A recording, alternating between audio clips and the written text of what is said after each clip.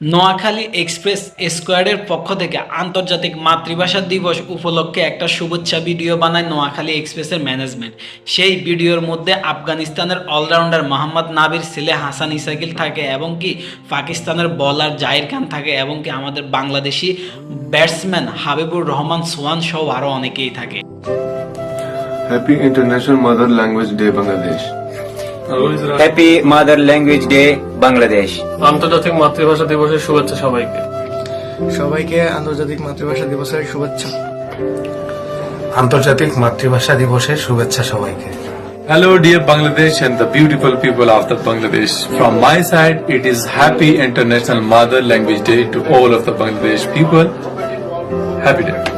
সত্যি কথা বলতে এই উইশ ভিডিওটা দেখে আমার কাছে অনেক ভালোই লাগলো। সো যাদের রক্তের বিনিময়ে আমরা এই আন্তর্জাতিক মাতৃভাষা দিবস বা মাতৃভাষাটা পেয়েছি, তাদের রুহের আত্মার মাগফিরাত কামনা করি। আল্লাহ তাআলা তাদেরকে যেন জান্নাতের উচ্চতর মাকাম দান করে।